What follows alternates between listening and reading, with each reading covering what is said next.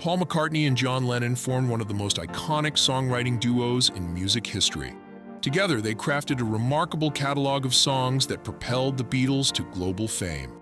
In their early years, the two collaborated closely, but as time went on, they began composing individually, bringing near-finished tracks to each other for refinement. Despite working as partners, a creative rivalry simmered between them, driving each to outdo the other.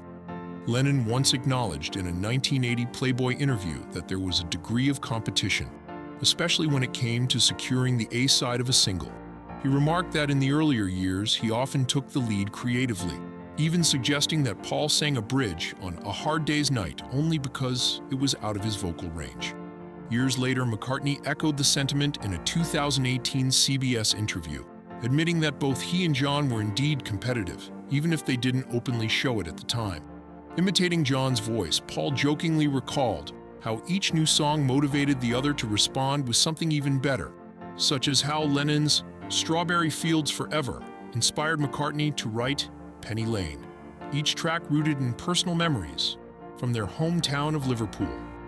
Though John had originally considered writing about Penny Lane himself for In My Life, it was Paul who later revisited the idea during sessions for Sgt. Pepper's Lonely Hearts Club Band.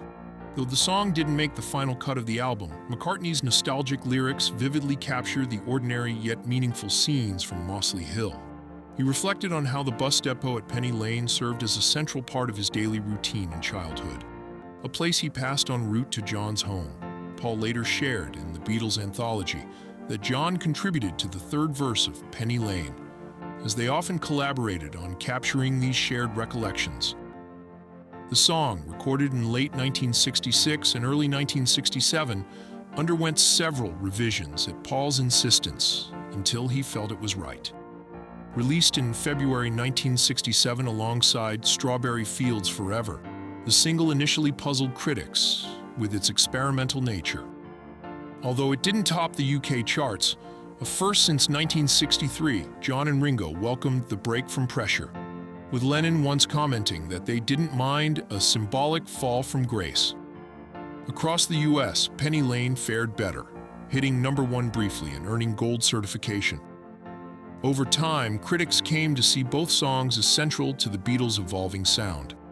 Writers like Roy Carr and Tony Tyler called Penny Lane a dreamy slice of Liverpool life, while poet Roger McGough believed the songs created a cultural mythology for the city.